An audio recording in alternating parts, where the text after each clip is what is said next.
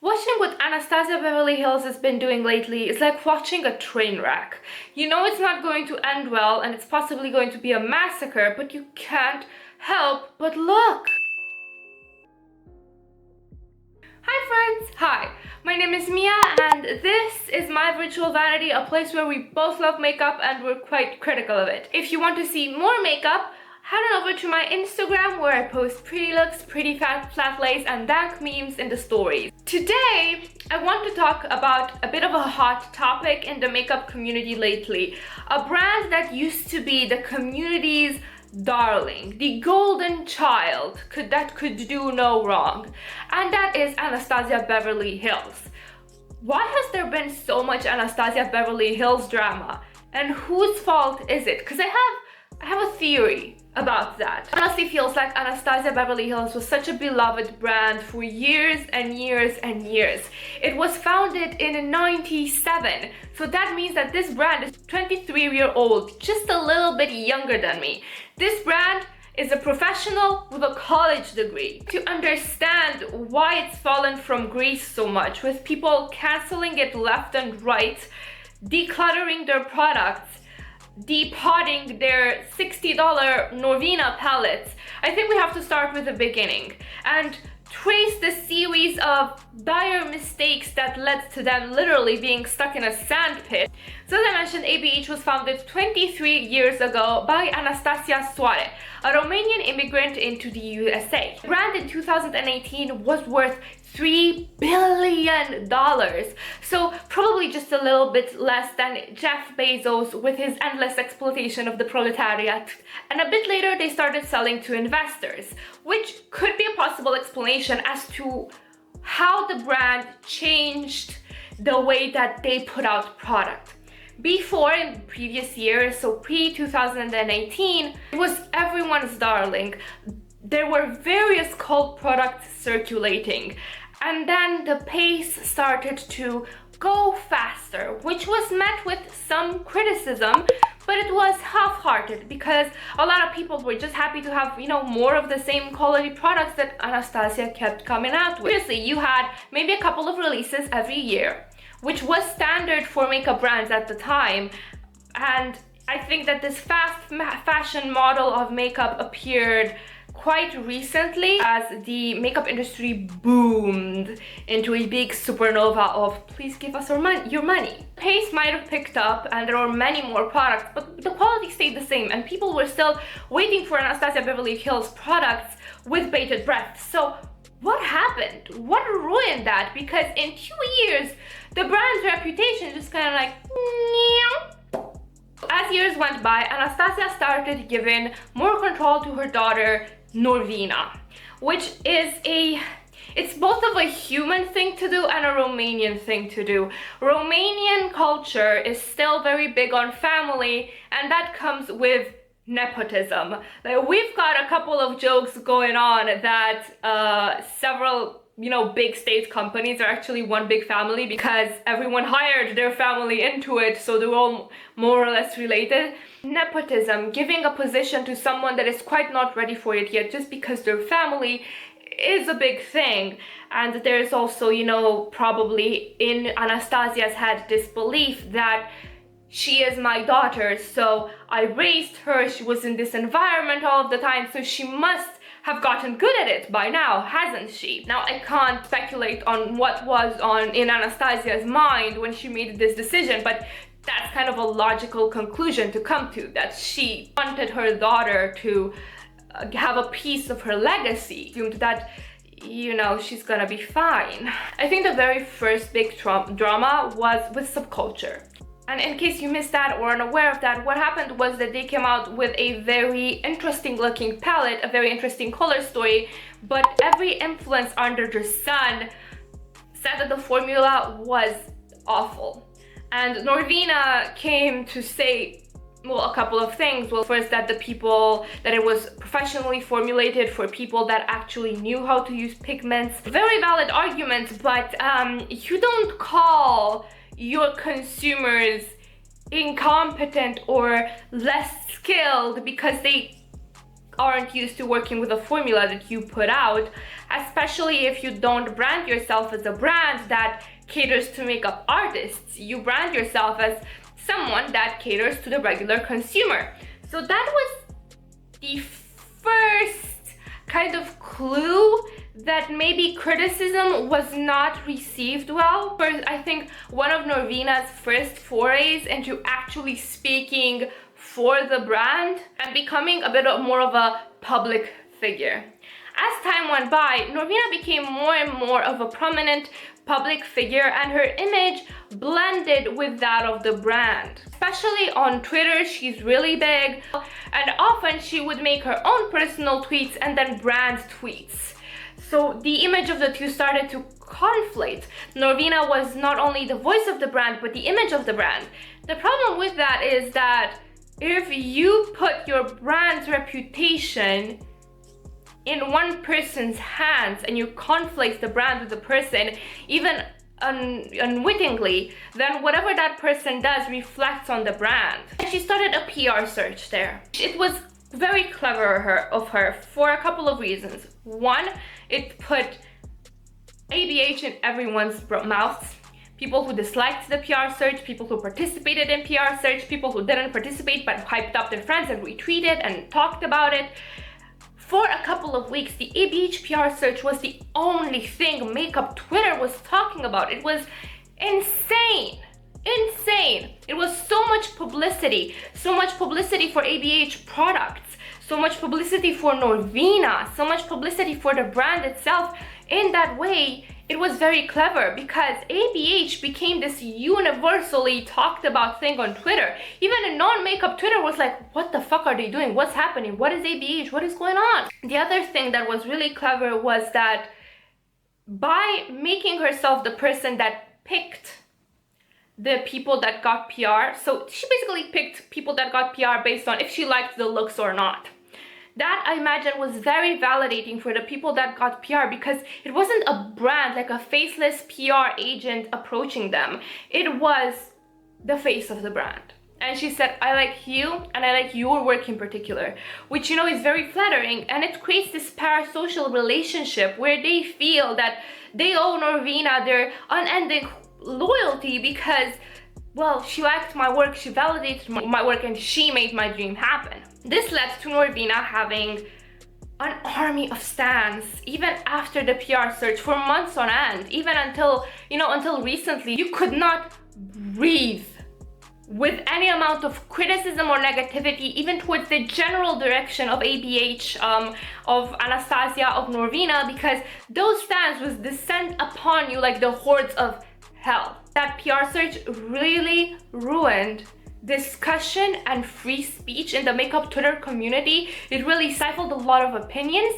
It stifled any type of criticism towards ABH. It made some people afraid to criticize the brand because they would get attacked. Myself included. I didn't say for a long time anything negative about the brand because I had to keep some friendships intact, because I had friends on that PR list, and God forbid if you ever said anything about the stupid fucking brand and Norvina, God forbid. And a lot of people were trying to say that, you know, this isn't quite normal what's happening, that a brand is taking over so much of, you know, the public consciousness of makeup Twitter, and that you cannot criticize anything anymore. So let's recap. Until now, you've got the following cocktail.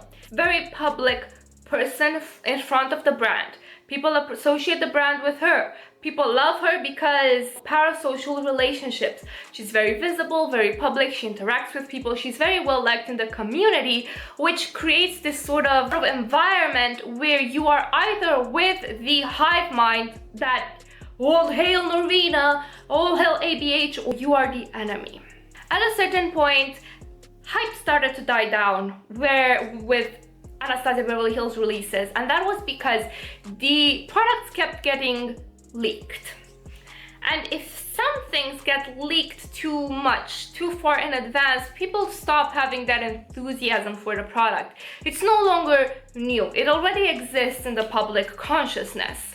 And every time makeup Twitter would just like grab like a tissue, wipe at their eyes and be like, oh my god, poor Norvina.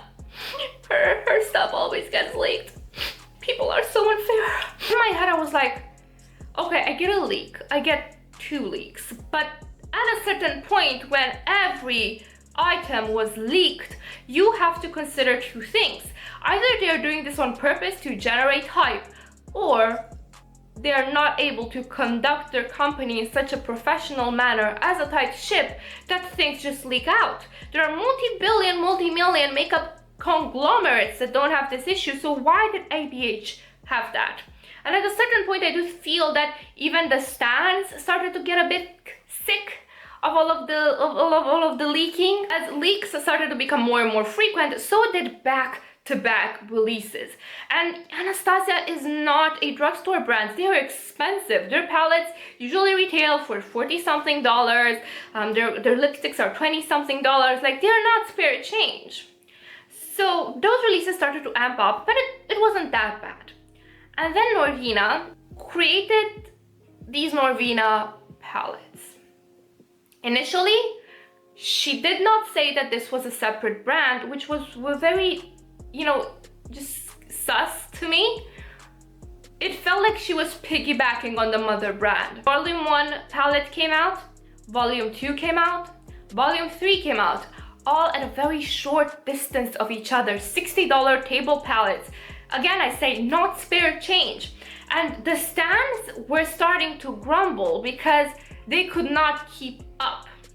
Not everybody was receiving all of the PR, not everybody had that kind of money. So to people that based their, makeup career and their makeup identity as being, loyal to ABH, it was getting very, very hard to pay rent and, give Norvina the money for those palettes. Eventually, after people starting, questioning more and more, what is going on? What are these releases? Why are they called Norvina? Why don't they follow the ABH format? Why is the quality a little bit different?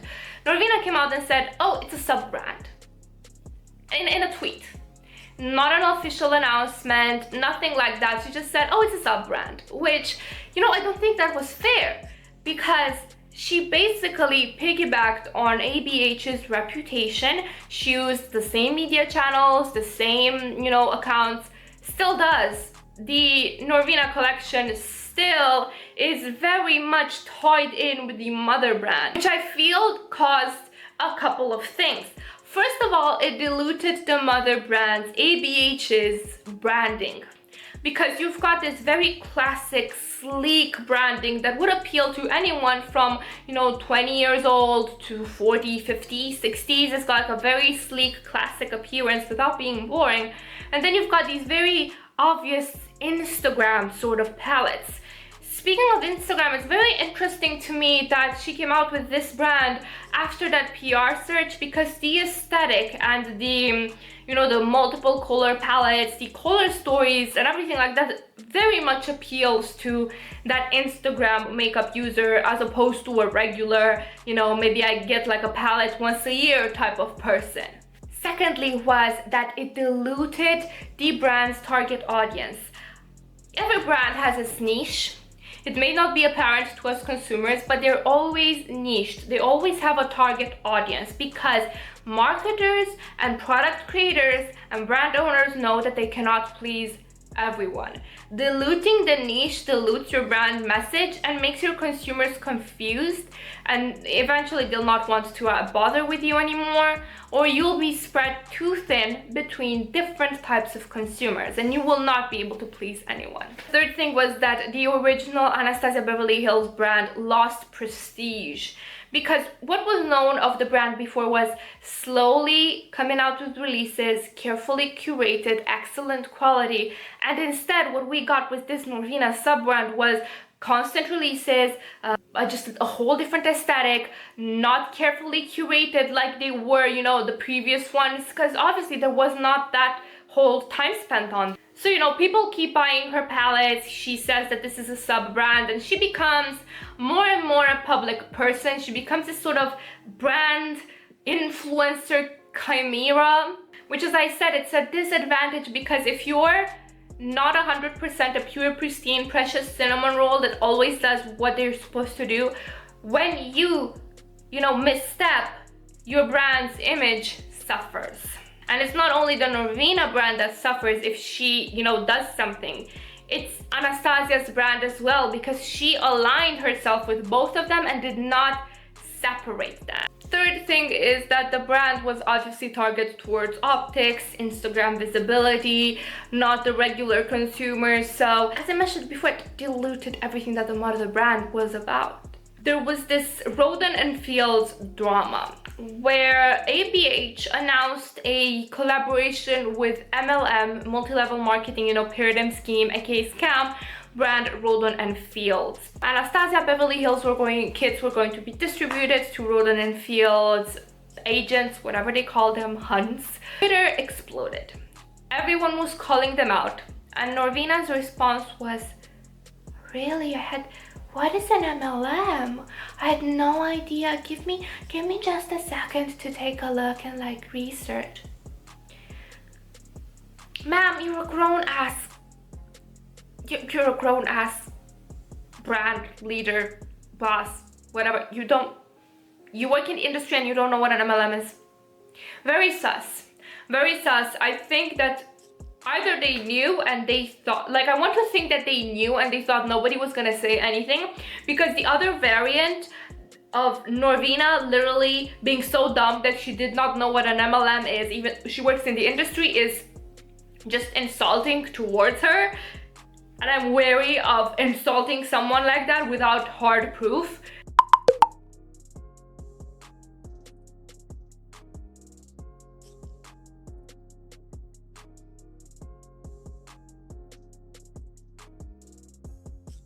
More time passes and someone on Reddit posts Glassdoor reviews of what's going on at the company. And the employees are not happy. They're criticizing the management style. They say that hiring, releases, meetings are all done according to astrology, which, I don't mind me some, some space woo-woo from time to time. It's fun. But you should not be basing corporate decisions on that. They said they based hiring on zodiac signs, which, what the fuck? Which, kind of smeared the reputation of the brand a bit. Jackie Aina had a collaboration with ABH, which was long overdue because she's one of the most visible black influencers on YouTube. So honestly, she should have gotten a collab a long time ago with them. And people were very happy with the release. They were very happy with the palette. It said they were gorgeous. A lot of people still have it as their favorite palette. Just after Jackie had her palette, a couple of weeks after it, Carly Bible had a collab as well. So it was two high-profile collaborations in the span of a month. And everyone was criticizing it because, she was long overdue this collaboration, and now you just don't give it the attention that it's deserved. You don't promote it enough. You just sweep it under the rug for another collaboration in just a couple of weeks. It felt very unfair. And Jackie did not say anything because I think she decided to be a lady and just mind her own business, count her own coins. And then when I said it's bad to, make yourself the face of a brand, because when you do shit, you're gonna get called out on it and it's gonna look bad on the brand. Norvina gifted Rich Lux, which is a drama channel that is rumored to be in Jeffree Star's payroll, a bag worth $25,000. Scandal started because what are you doing gifting $25,000 bags to supposed racists? Because Rich Lux has been accused of being racist and of being very biased in favor of Jeffree Star. And honestly, I always see Rich Lux patriotic towards brands owned by women of color. He fucking hates Huda Beauty's guts. I don't know why. So everyone was like, what are you doing giving this man a $25,000 gift for what, considering the context?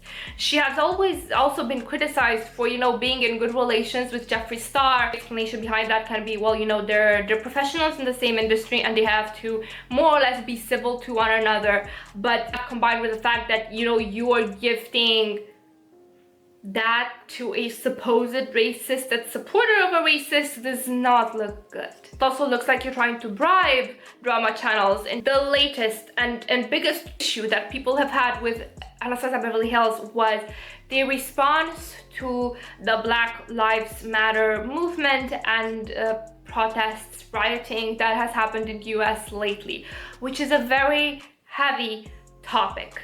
But everyone, including myself, found the response quite lacking or downright inappropriate. Norvina gave a donation of $2,500 to the movement, which everyone felt was too little because she just gifted a $25,000 bag to a drama channel. I'm going to criticize how much people give. A donation is a donation and it needs to come from a good place in your heart, and even if it doesn't, fuck it, it's still money and people are going to use it towards a good cause. But the optics of that don't really look good. Eventually, the brand put out a statement and they gave $1 million to charity, but the harm was already done.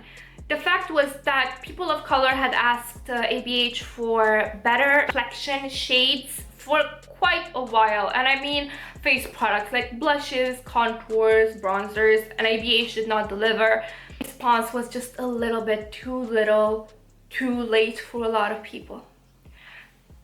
What am I trying to say in these half an hour where I've been babbling is that Norvina is ruining her poor management. She's trying to be too visual of a figure. She's trying to be both an influencer and a brand owner. And honestly, the atmosphere in the corporate offices doesn't look that good either. She has ruined the brand with continuous releases, with the direction that she's taking those releases, with the respect that she's not giving her creators. The most recent creator scandal was with Taja Reid, Donnie Darkowitz. Accused the brand of trying to stifle her on content creation payment, of trying to pressure her into signing a contract that wasn't advantageous to her and was not at all per what they agreed with initially.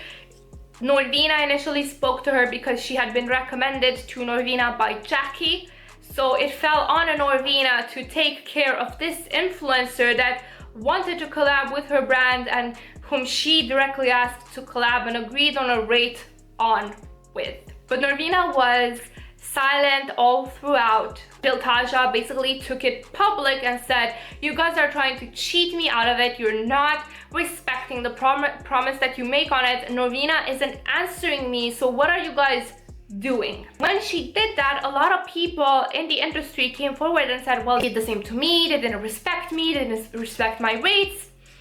So, wondering if people will keep at it or if they'll continue kissing ass once everything dies down. I'm really curious about it.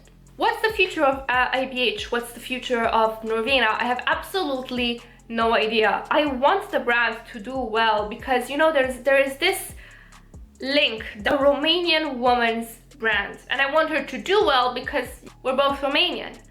But if it keeps at it, the brand is going to implode in scandals. What do you think is going to happen? Let me know down in the comments. With that being said, thank you guys so much for watching, and I hope you'll have a wonderful evening, morning, second breakfast, third lunch, or whatever it is where you're from. Bye!